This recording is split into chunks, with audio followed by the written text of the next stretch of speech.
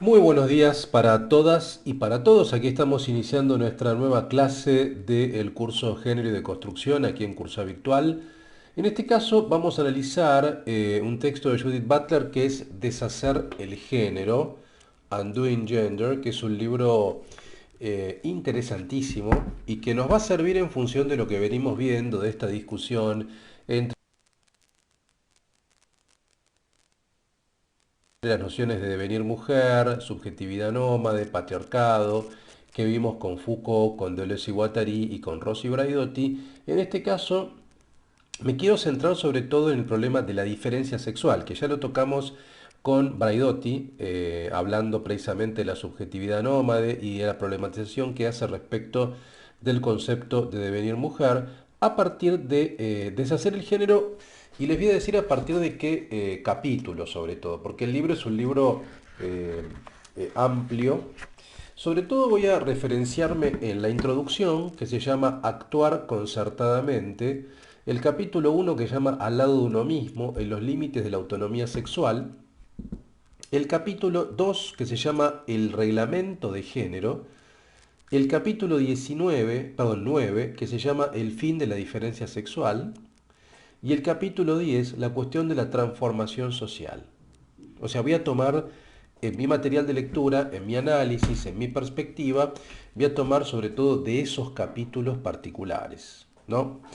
El material que tengo lo voy a empezar ya a trabajar porque es un poco largo y quiero que vayamos desarrollando de manera pausada, con claridad, todo lo que piensa Butler porque yo creo que es tremendamente nutritivo. Bien, a ver, el primer punto que vamos a pensar en función de la diferencia sexual es la expresión mi sexualidad, que yo la planteo como una interrogación. ¿Mi sexualidad?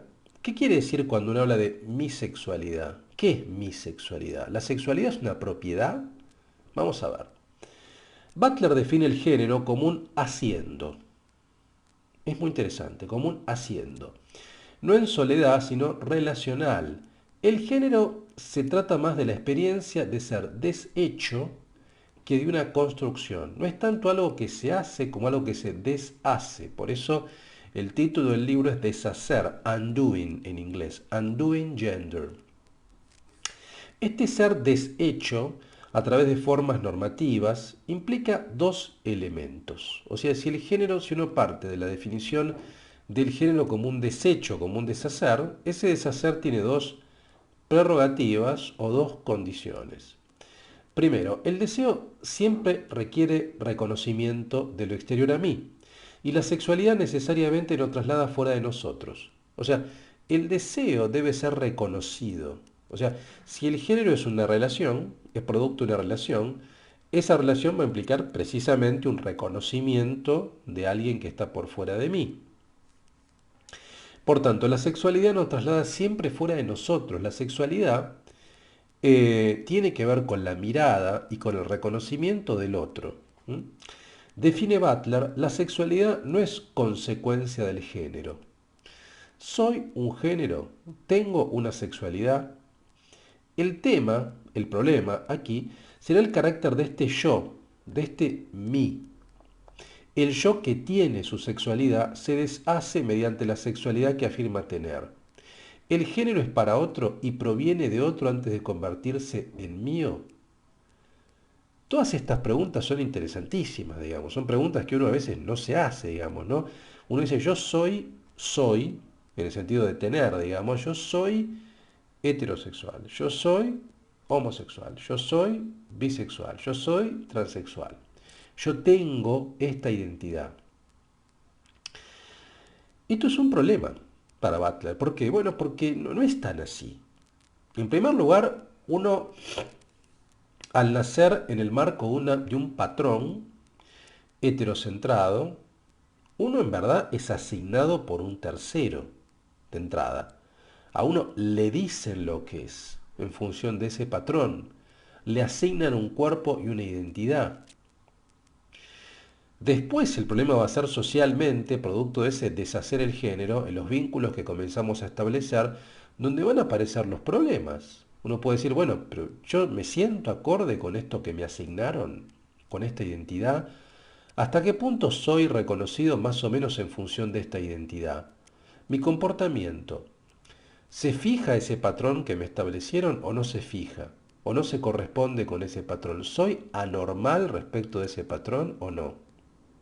Estamos hablando de cuestiones normativas, de un reglamento de género. Precisamente estas preguntas llevan a nuestra filósofa a plantear los límites de la autonomía sexual. Mi sexualidad y mi género no son posesiones, más bien son maneras de ser desposeído, de ser para otro. En este sentido, el nosotros es problemático, más aún hablar de nuestros derechos con lo que ello implica. Por un lado, la autonomía corporal es necesaria para reclamar por derechos civiles y políticos de las minorías sexuales. Son aspiraciones normativas que exigen reconocimiento legal en el marco de una democracia liberal. Es decir, somos humanos si somos reconocidos como tales por la comunidad política que habitamos. Más allá que estemos de acuerdo o no con esa comunidad, nacemos en esa comunidad que tiene estas instituciones, nos guste más, nos guste menos, nacemos en determinadas comunidades que tienen instituciones. No negociamos las normas cuando nacemos. Las normas son previas, no son normas hechas por nosotros con nuestro nacimiento. Uno nace con una normativa ya preexistente y con instituciones ya preexistentes. Son previas y son asimiladas forzosamente. Por tanto, no reclamar por nuestra inclusión en términos de derechos es estar fuera de todo reconocimiento legal, estatal, social, con la marginalidad y la violencia que ello conlleva. Entonces, esto es por un lado, ¿no? Esto es por un lado. Esto es importante igual marcarlo. Lo que está diciendo Butler es, a ver, uno nace en determinadas sociedades, pensemos en nuestro caso sociedades latinoamericanas mayormente, o europeas, vale decir sociedades occidentales que tienen ciertas instituciones, que tienen ciertas normas previas, independientemente de que nos gusten más o menos esas sociedades, independientemente de que nos gusten las instituciones de esas sociedades, uno nace allí. Entonces uno no puede hacerse el tonto, uno no puede desinteresarse, porque esas normas y esas instituciones definen la sociedad en la cual vivimos, definen las pautas de integración, de exclusión, los reglamentos. Entonces, por un lado tenemos un elemento, que es esto que marca Butler, de la autonomía. La autonomía tiene límites, obvio, uno está determinado por un montón de cosas. O sea, eh, a ver, cuando hablamos de autonomía es sobre todo de los cuerpos y de los comportamientos. Ahora, ¿hay una esfera de autonomía? Sí, por supuesto que hay una esfera de autonomía. Uno, en cierto modo, a partir de esas determinaciones, decide qué hacer con su cuerpo. O querría decidir en todo caso. Entonces, hay una esfera de autonomía que tiene que ver con el reconocimiento y con la inclusión al interior de esas sociedades que es necesaria. O sea, porque incluso para criticar las instituciones tenemos que estar incluidos en ellas. Por ejemplo, para criticar la institución del matrimonio, primero tiene que existir el matrimonio. Primero tienen que tener derechos los homosexuales que si quieren casar, que se puedan casar. Y luego podemos hacer opción de decir no, no estoy de acuerdo con el matrimonio, no me caso, o incluso lo critico como institución, pero, a ver, primero uno tiene que estar incluido, tiene que estar reconocido por esa normativa estatal, tiene que tener un reconocimiento para no ser un marginal. Entonces, primero lo que tenemos que luchar es eso, incluso quienes están en contra del matrimonio, quienes están en contra de casarse, por ejemplo, deberían luchar porque el matrimonio igualitario exista en todos los países. O sea, para que los homosexuales tengan la misma posibilidad de casarse que los heterosexuales. Listo. Ya estamos todos reconocidos, tenemos igualdad legal, igualdad ante la ley. Perfecto. Ahora voy a criticarlo. Ahora elijo no casarme, pero para elegir no casarme, primero tiene que existir la opción de casarme. ¿Se entiende? Entonces, ¿por qué? Porque así son las reglas del juego. Entonces, esto es un lado que es importante, que tiene que ver con la búsqueda de reconocimiento desde el punto de vista normativo, estatal. Ahora bien, por otro lado, el nosotros de la comunidad LGBT, dice Butler, requiere de una lucha por rehacer las normas a fin de incluir singularidades abyectas, excluidas de toda definición de lo humano. Por ejemplo, lo trans, lo travesti, lo drag, lo bach, lo femme, Por tanto, los derechos humanos deben ser reclamados al mismo tiempo que problematizados. Según la óptica butleriana, la búsqueda de reconocimiento y garantías contra la violencia en un marco legal no obtura la necesidad de ampliar la definición de lo humano. Esto es muy interesante, o sea, es una lucha que se tiene que dar en un doble aspecto.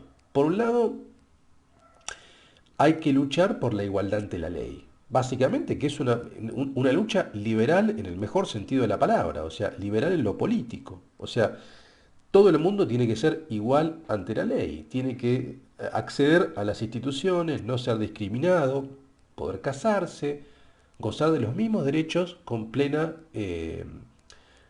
potestad. Ahora, al mismo tiempo que eso se busca, también hay que ampliar y problematizar, digamos, como dice acá, las normas. Hay que rehacer un montón de normas. No solamente aceptar y buscar ser incluido en las normas existentes, sino también hacer normas nuevas, ¿no? Porque el tema de los derechos humanos, como dice acá, deben ser aceptados al mismo tiempo que problematizados. Porque vamos a verlo, hay un tema acá que es muy interesante, que es cuando pensamos en los derechos humanos, pensamos a veces más en la esfera del derecho que en lo humano. Es decir, ¿qué tipo de humanidad, qué tipo de humano prefigura el derecho humano? Cuando hablamos de derechos humanos, ¿cuál es la figura de humanidad? ¿A quién nos referimos? Porque los derechos humanos han tenido una historia. O sea, se hablaba de derechos humanos universales, pero no eran universales. ¿Por qué? Porque había un montón de subjetividades que quedaban por fuera. Por ejemplo, había esclavos. O sea, y bueno, ¿estamos hablando de derechos humanos universales? ¿Hasta qué punto universales? ¿Eran universales? No, eran derechos humanos, entre comillas, para determinadas formas de humanidad. Blancas, propietarias, con esclavos. En Estados Unidos se ve esto, digamos, ¿no? Era una constitución supuestamente universalista, pero con un patrón evidente, un patrón masculino, esclavista, propietarista. No tenían derechos humanos las mujeres, los afroamericanos, ni hablar las minorías, digamos, ni siquiera existía el concepto de minoría sexual. Entonces, esto es lo que está planteando Butler, ¿no? O sea, el derecho humano tiene que ser ampliado, tiene que ser problematizado para que realmente sea universal, ¿no? Y se incluyan subjetividades que son marginadas de ese cuadro normativo. Butler entonces se interroga sobre la preexistencia de un género a su regulación. Partiendo de Foucault, nuestra filósofa abona la idea de que el poder regulador produce sujetos. En consecuencia, estar sujeto a un reglamento es estar subjetivado por él. ¿Mm? Devenir sujeto a través de la reglamentación. En este aspecto surge otra crítica de Butler a Foucault. Para el filósofo francés, el poder regulador es histórico y opera sobre el género y la sexualidad, así como sobre otras normas sociales y culturales. Mientras que en la visión butleriana, el género requiere e instituye su propio poder regulador que es distinto del poder disciplinario. Vale decir, el género es una norma incorporada al interior de cualquier actor social y que forma parte de toda otra norma social, no es meramente una norma subordinada al poder regulador Foucaultiano.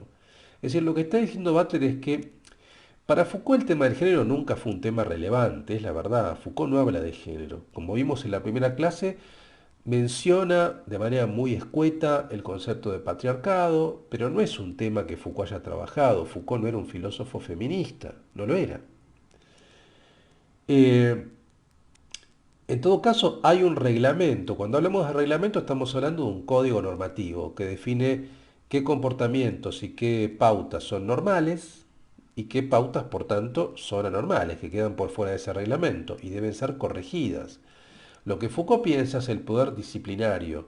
¿El poder disciplinario es un poder regulador? Sí, porque fija una pauta disciplinaria, y esa pauta disciplinaria produce subjetividades. El ejemplo más claro es la prisión, digamos, ¿no? O sea, la prisión es una institución disciplinaria que produce subjetividades, que produce la subjetividad preso. Y la subjetividad preso tiene ciertas características, ¿m? Eh, tiene ciertas características que deben cumplirse. Lo mismo pasa, por ejemplo, con la escuela. La escuela es una institución disciplinaria que produce alumnos, la subjetividad alumno. Es decir, matriza, crea, y las crea a través de pautas de comportamiento, de formas de moverse, de caminar, de relacionarse. Ahora, esto mismo, según Butler, también ocurre con el género. Foucault no piensa esto, pero también ocurre con el género, dice Butler. Digo, la subjetividad femenina y masculina también son producto de un reglamento de género. Eh, Ahora, para Butler, ¿no? El género requiere e instituye su propio poder regulador, que es distinto al poder disciplinario. ¿Mm? O sea, para Foucault sería algo así como que, como decimos acá, el poder regulador es histórico y opera sobre el género, así como sobre otras normas sociales. O sea, podemos plantearlo con esta forma o con este esquema. Para Foucault lo que existe sobre todo es un poder regulador disciplinario y eso se va aplicando sobre diferentes esquemas. Un esquema será el género. Mientras que para Butler es al revés, existe un poder de género, un reglamento de género, que se aplica a todo tipo de institución. O sea, privilegia el de género. Esta producción y regulación de lo femenino y masculino se naturalizan determinados comportamientos de manera binaria. Ahora bien, para Butler es importante dar cuenta de la conexión entre ley simbólica, como patrón universal, según Lacan, con ley social. La ley simbólica es la ley de deseo, incesto, prohibición, el complejo de Edipo, y la ley social son las reglas de parentesco, relaciones culturales y sociales, visibles en el trabajo de Lévi-Strauss. Es decir, lo simbólico recae e influye en lo social. Por tanto, es necesario hacer una crítica a las características simbólicas supuestamente universales. ¿Qué quiere decir con esto Butler? Quiere decir que Butler es una filósofa bastante peculiar, está muy influida por el psicoanálisis y discute con la ley simbólica. O sea, con la ley simbólica en el sentido de, bueno, que habría una estructura universal de comportamiento según la matriz psicoanalítica, freudiana, lacaniana, a partir de la cual, bueno, o que está prefigurada a partir de ciertas relaciones, como la ley paternal, como el principio del incesto, como el principio de Edipo. Ese simbólico sería muy heterosexual o muy heterocentrado, y eso impacta en lo social. Lo simbólico impacta en lo social, impacta en las instituciones. Entonces, habría que repensar ambas cuestiones, la ley simbólica, la ley del deseo, lo que se puede y no se puede hacer desde ese punto de vista, y las leyes sociales, que son consecuencia de ese simbólico. En esta dirección, haciendo una lectura de las posiciones de Foucault y François Ebal, Butler recupera la noción de normalización proveniente de normalité y normatif, ¿no? En tanto operación normalizadora del poder disciplinario y burocrático del Estado. La norma en este aspecto es un tipo de regla, un modo de producir las reglas y un principio de valoración. La restricción se hallará en el corazón mismo del mecanismo productivo del poder jurídico. La norma performa su función transformadora. La norma, según Eval, no tiene exterioridad. De hecho, tanto lo normal como anormal están determinados por la misma naturaleza normativa. Lo anormal es consecuencia de ella. ¿Se entiende lo que estamos diciendo? Es decir, a ver, la norma es performativa, en el sentido de que cómo uno se da cuenta de cuáles son las características de la norma en acción. En acción. O sea, cuando uno ve una subjetividad normal, se da cuenta. Esa subjetividad se comporta normalmente, vale decir, siguiendo los patrones del reglamento de género. Cuando uno ve una subjetividad anormal, uno se da cuenta porque es una subjetividad que genera una distorsión o un movimiento raro respecto del patrón. Ahora, tanto lo normal como lo anormal forman parte de lo mismo. Quiero decir, no habría anormalidad sin normalidad. Entonces, la norma produce las dos cosas. La norma produce el comportamiento normal, obviamente, y también el anormal, lo que queda por fuera. O sea, lo que queda por fuera es definido por la norma también. La norma define ambas cosas. Por eso dice acá, o por eso decimos que no tiene exterioridad, no hay algo exterior. La norma también define lo anormal. ¿Mm? Ahora, esto lo podemos pensar en un montón de aspectos, o sea, en normas de todo tipo, normas jurídicas, normas políticas, normas sociales, normas de comportamiento social. Ahora, la idea es pensar la norma de género, lo que es el reglamento de género. Esto es lo específico. Esto es lo que hace Butler.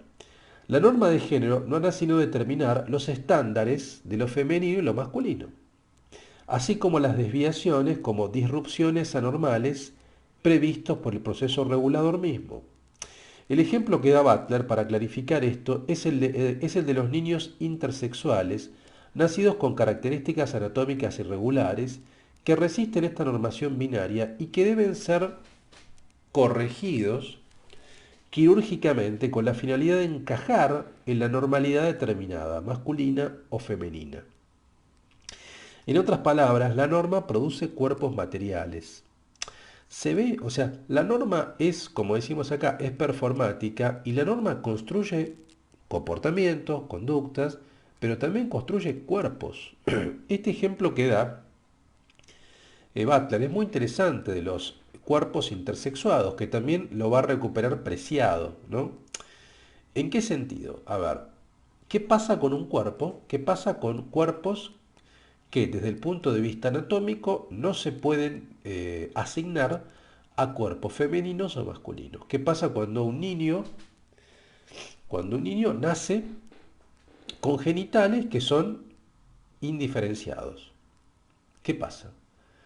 A ver, uno diría, ¿por qué tiene que ser un problema eso? Bueno, si hay un reglamento de género que establece una norma de feminidad y una norma de masculinidad, es un problema. Por eso precisamente son niños los intersexuales que tienen que ser asignados para encajar en ese reglamento de género, cuyos cuerpos son modificados quirúrgicamente en un sentido o en otro.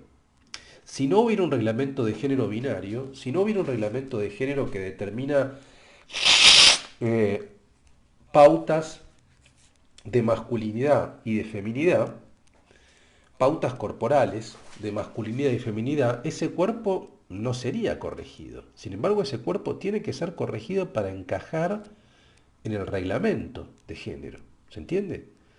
Cuerpo femenino tiene que tener determinados, eh, como ciertas características anatómicas. Y un cuerpo masculino también. Bueno, un cuerpo intersexuado, que es tan natural como cualquier otro porque se nace así, un cuerpo intersexuado, sin embargo, debe ser corregido. Esto lo vemos desde el punto de vista material. Entonces uno podría decir que el reglamento de género produce cuerpos, produce quirúrgicamente, científicamente, médicamente cuerpos. Lo podemos ver también en comportamientos. O sea, ¿qué pasa con un chico amanerado o una chica masculina, una chica que tiene otro tipo de rasgos? Sí, más masculinizantes en función del reglamento. Bueno, ahora ya quizá no tanto porque hay más tolerancia, pero hasta hace 20, 30 años eran corregidos. Un chico amanerado era mal visto. Un chico amanerado no podía caminar de determinada manera, tenía que tratar de ocultar esos rasgos de su amaneramiento. ¿Por qué? Bueno, en función del reglamento de género.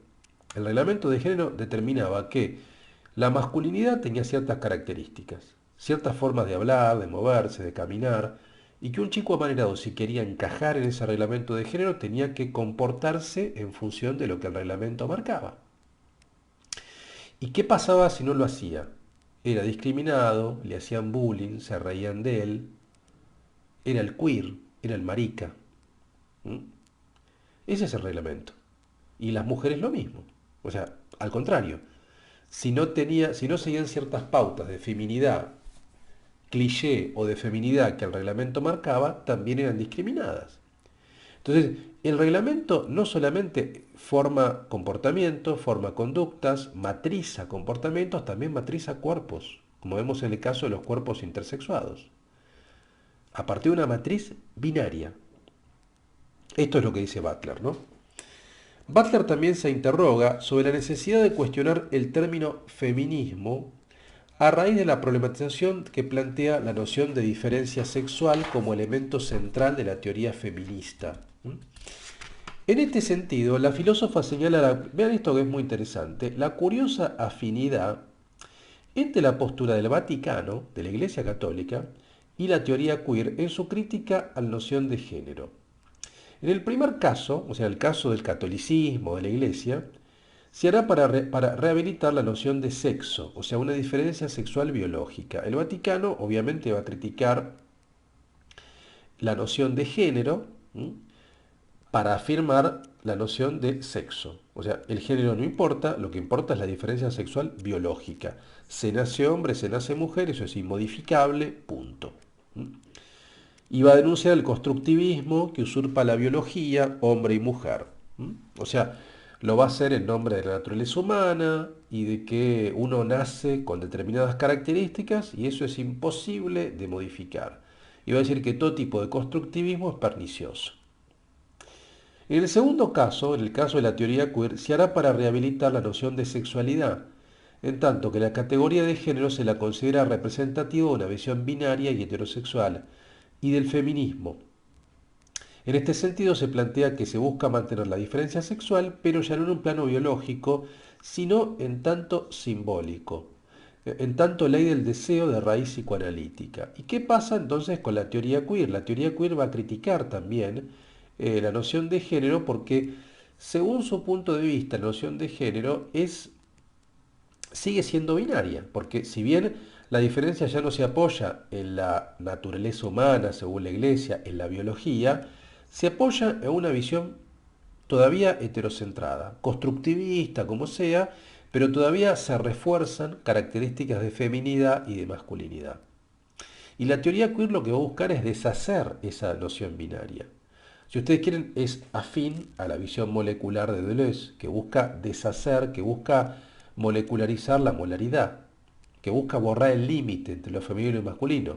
Este era el conflicto que tenía Braidotti, o sea, cómo mantener la diferencia de manera no esencialista. Bueno, el problema de la teoría queer, o no sé si problema, es la característica, es tenemos que avanzar hacia una crítica al género porque el género refuerza lo binario. Si bien lo hace por un fin político, bueno, no importa, refuerza lo binario y tenemos que salir de lo binario. Eh, entonces vean esto, es muy curioso. Por un lado, la Iglesia Católica critica el género desde el punto de vista de la biología. Y por otro lado, la teoría queer critica el género desde el punto de vista de la molecularidad o desde un constructivismo que borra los límites. En ambos casos, plantea Butler, se busca deshacerse del género. En un caso para rehabilitar la biología y en otro caso no. Ahora bien, la pregunta será cómo plantear el problema de la diferencia sexual sin caer en esencialismos naturalizados, ¿no? En este aspecto, nuestra filósofa dialoga críticamente con la postura de Rossi Braidotti, que vimos, que procura realizar una lectura feminista de Lacan y Deleuze a fin de sostener la noción de diferencia sexual en tanto proceso corporal en el cual el sujeto se produce y no lo precede. Butler realiza un análisis quiero marcar algo acá, un análisis de las similitudes y diferencias entre los planteamientos de Deleuze, Braidotti y Della. O sea, Butler va a analizar a Deleuze, que vimos, a Braidotti, que vimos, y va a dar su posición. A saber, tanto Deleuze como Butler coinciden en la reivindicación de la figura del conatus, de Spinoza, o de persistir en el ser, ¿no? De igual modo que la concepción de la filósofa en términos minoritarios, es decir, afín a las singularidades no representadas, ¿no? Labor no solo en la esfera institucionalizada, e incluso en construir sus pensamientos como una alternativa al fracaso de la dialéctica hegeliana. Es decir, primero lo que plantea Butler es, bueno, yo tengo algunas afinidades con Deleuze. Las afinidades son algunos elementos espinocianos, dar cuenta de que la dialéctica de Hegel fracasó en ciertos aspectos, ser afín a las singularidades minoritarias, eso lo comparto con Deleuze. Sin embargo, las diferencias que tiene Butler con Deleuze son mucho más importantes que sus convergencias. O sea, son dos filósofos que no tienen mucha afinidad ontológica, más allá de estos elementos que marqué. Si Deleuze tiene una fuerte impronta materialista, empirista yo diría incluso, es marcadamente antihegeliano y muy antipsicoanalítico. Butler, en cambio, asume que cuando quiere trabajar sobre la materialidad de los cuerpos termina refiriéndose al lenguaje y que su filosofía toma elementos importantes del psicoanálisis y también del hegelianismo. O sea, en todo caso, si bien Butler asume que la visión dialéctica hegeliana clásica fracasó, no deja de tomar igual elementos de Hegel, ¿no? La separación se hará más evidente entre ambos, en tanto que Butler no detecta en Deleuze ningún interés en la noción de negatividad, que es central para pensar el problema del deseo y el reconocimiento. Por el contrario, la filósofa Butler, da cuenta de la filosofía digamos, de Deleuze como un pensamiento de la afirmación, plena, eh, en el cual incluso se critica la función de la negatividad, en tanto que en la concepción butleriana la negación será capital. Esto, para mí, este es el eje. La filosofía de Deleuze, lo digo con otras palabras, la filosofía de Deleuze es una filosofía de la afirmación, que conjura todo tipo de negación. La filosofía de Deleuze es una filosofía que repudia todo tipo de negación, por eso es muy anti-hegeliana, porque el hegelianismo, que se estructura por medio de la dialéctica, se constituye en la negación. O sea, no hay síntesis sin una sucesión de negaciones. O sea, afirmo, niego, y luego la síntesis es una negación de la negación, de alguna manera. Entonces, y la negación es necesaria también para el reconocimiento. O sea, yo reconozco en tanto y en cuanto digo, esto no es esto. Mientras que en Deleuze, lo que busca Deleuze es una filosofía de la afirmación plena y constante, que evite todo tipo de negación. Por eso los filósofos que le interesan a Deleuze son filósofos como Spinoza, como Nietzsche, que básicamente afirman radicalmente, son afirmadores radicales. Acá Butler vio un problema, porque a Butler le interesa la negación. O sea, le interesa el psicoanálisis, le interesa Hegel, ¿no? Y le interesa el tema del reconocimiento. Entonces, tenemos problemas, ¿no? Por su parte, Braidotti buscará enlazar a Deleuze con el psicoanálisis, es decir, tomando su ontología del devenir, pero restaurando la negatividad como condición de la diferencia sexual. Y Braidotti, por su parte, tiene problemas también, porque si bien va a reivindicar aspectos de Deleuze, no va a dejar de lado aspectos psicoanalíticos y va a tratar, al afirmar la diferencia sexual, creo que estamos llegando al eje del conflicto. ¿El eje del conflicto cuál es? Para afirmar una diferencia, tenemos que negar. ¿Por qué? Porque yo digo, esto es A, esto es A, este libro es A y este vaso es B. ¿Cómo diferencio uno de otro? Estableciendo negaciones. O sea, esto no es esto, porque no tiene estas características. Necesito negar para establecer una identidad. ¿Cuál es el problema de la filosofía de Deleuze? Que la filosofía de Deleuze, al conjurar todo tipo de negación, conjura toda diferencia, porque la diferencia para Deleuze, obviamente que es importante, es el autor de Diferencia y Repetición. Pero la diferencia para Deleuze es la afirmación de la singularidad, de las singularidades. ¿Mm? Y las singularidades se constituyen no tanto negando las otras, sino influyéndose mutuamente. Entonces, ¿se entiende? Influyéndose, o sea, yo me voy configurando en un proceso de devenir que me afecta y yo afecto a los demás. Entonces, es una afectación mutua, más que una diferencia, es una afectación mutua. Yo construyo mi singularidad a partir de la afectación del otro. Y yo afecto a otro que construye su singularidad. Pero es una sucesión de afirmaciones, no es tanto una sucesión de negaciones para constituir mi identidad. Por eso es un problema para Braidotti, ¿no? El problema entonces estará dado,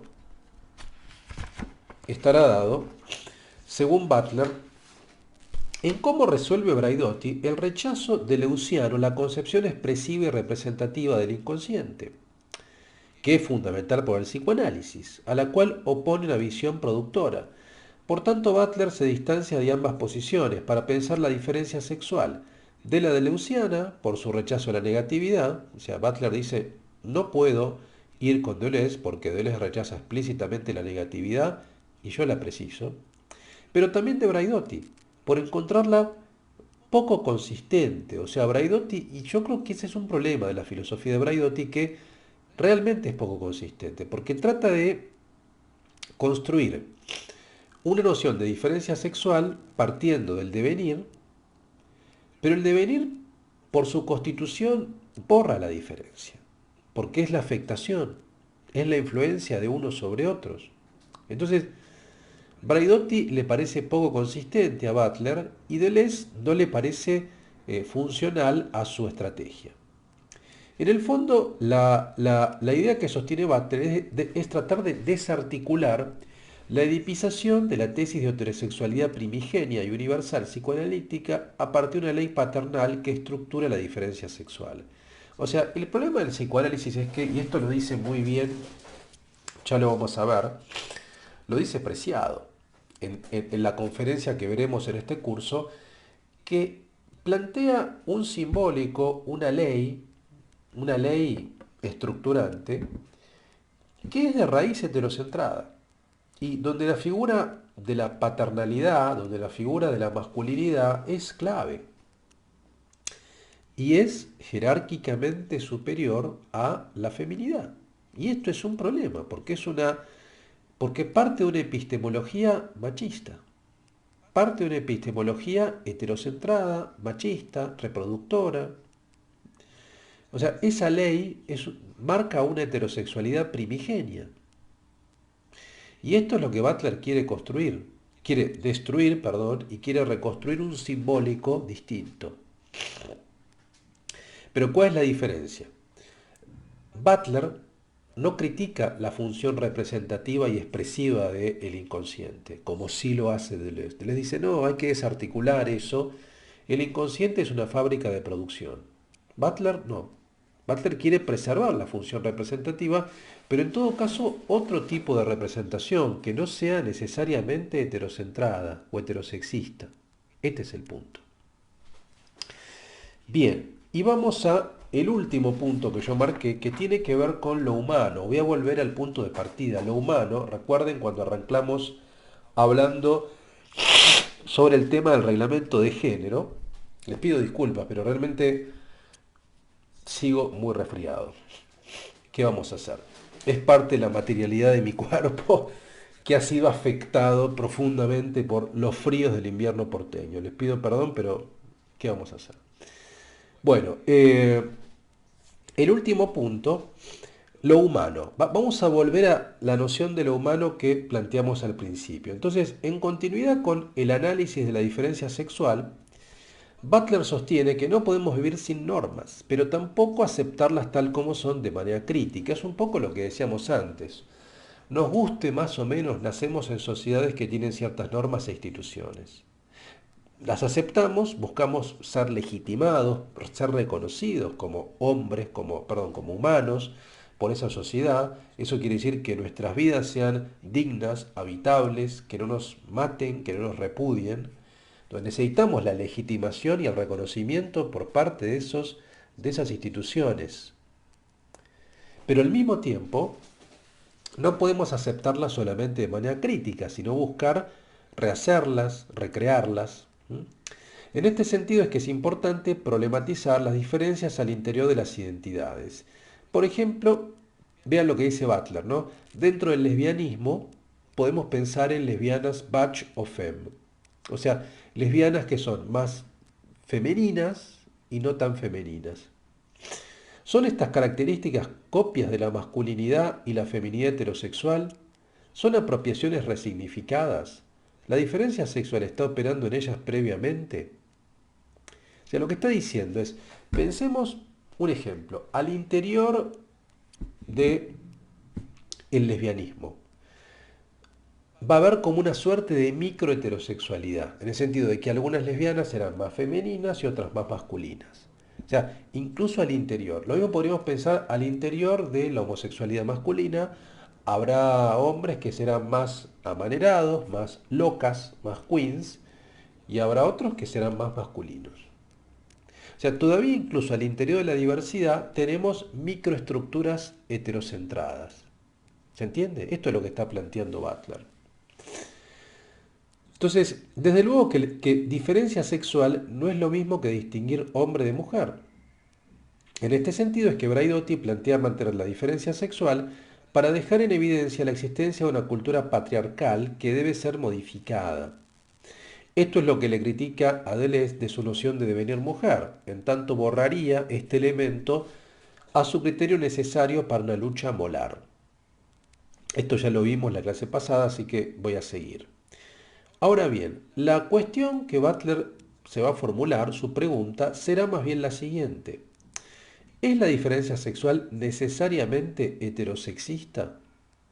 O sea, ¿es un problema de la diferencia sexual o de la forma en la que concebimos la diferencia sexual? ¿Se entiende? Para Butler la diferencia sexual va a ser necesaria, porque Butler es una filósofa en la cual la cuestión de la negación es importante. No es como Deleuze, donde la afirmación es fundamental. No. Negar es necesario para afirmar y para ser reconocidos. No soy esto en función de esto. Ahora, ¿la diferencia sexual es necesariamente binaria y heterosexista? No. Tenemos que buscar otra forma de diferenciarnos. Edipo presupone un simbólico heterosexual, en tanto ley primordial universal, vale decir una ley del deseo binaria y heterosexista, el complejo de Edipo.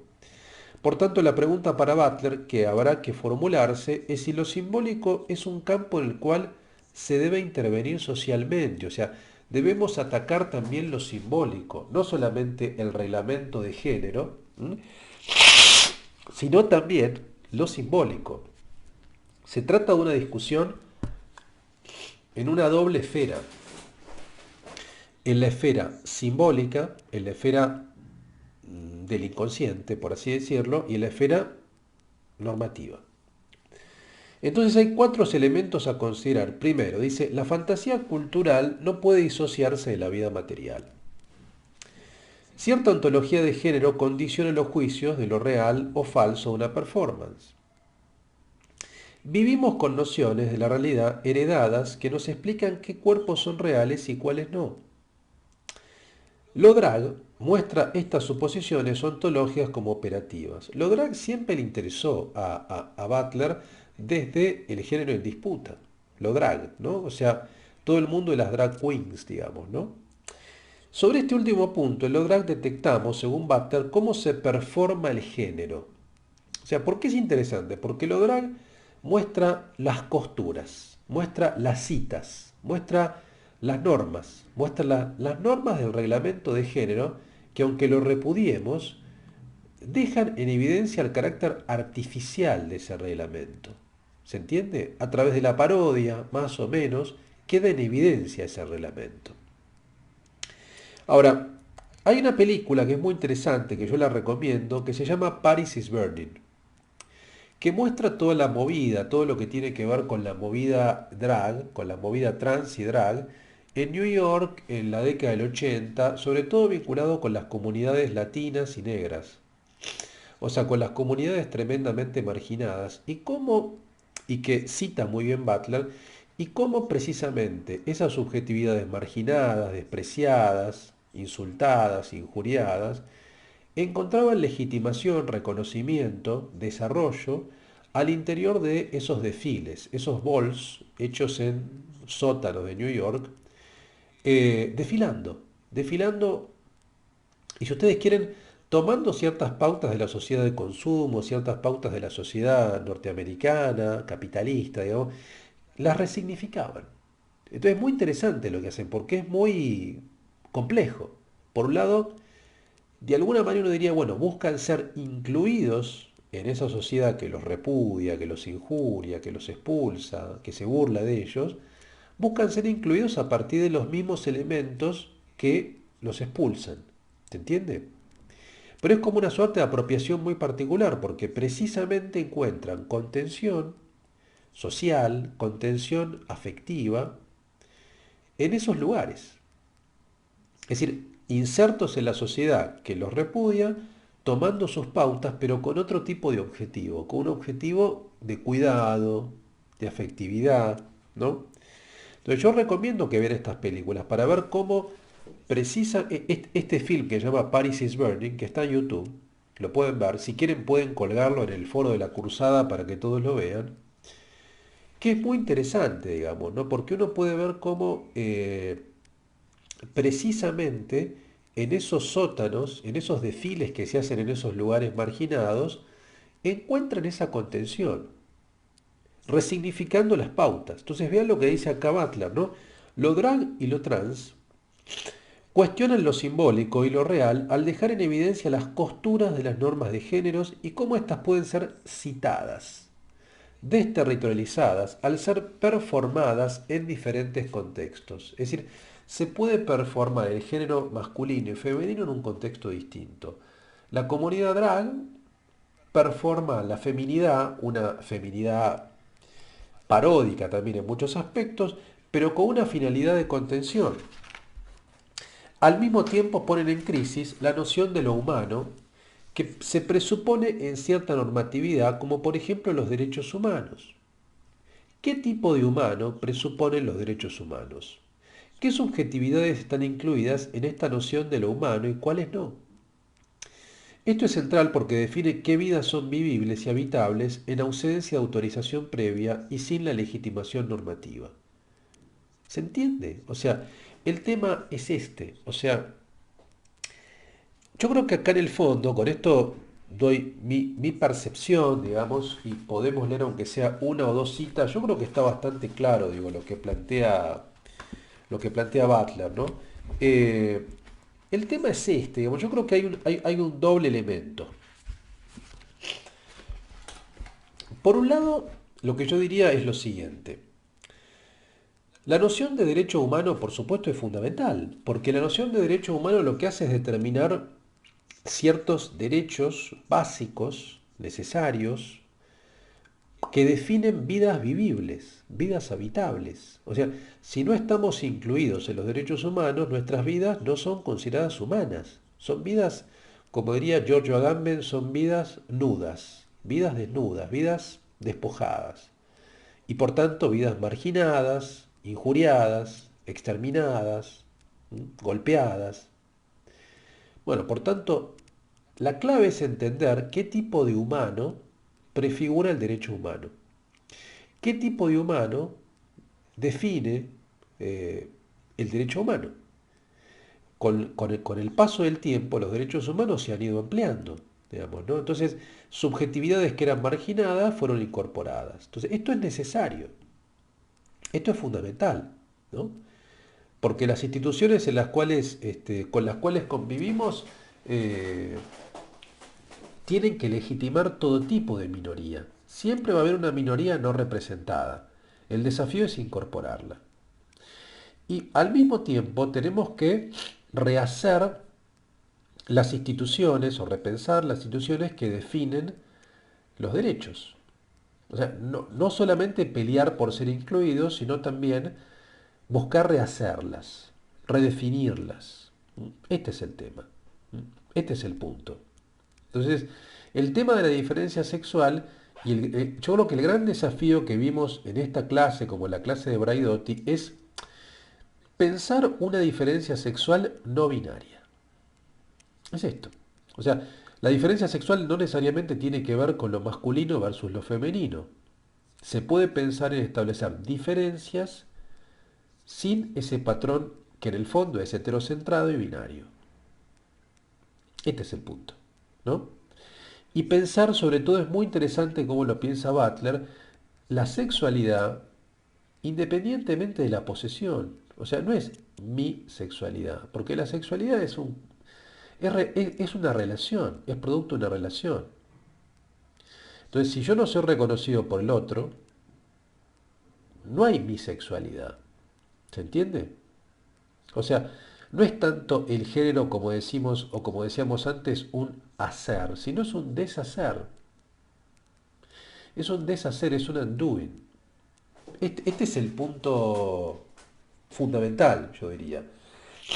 Eh, y es el desafío. ¿Mm? Entonces yo creo que todas las teorías feministas o de género van a tener que enfrentarse con este punto, ¿no? Con pensar diferencias sexuales no necesariamente binarias. Bueno, tengo acá, como ven, marcados un montón de párrafos, pero ya estamos en 50 minutos y creo que lo que quería decir lo dije.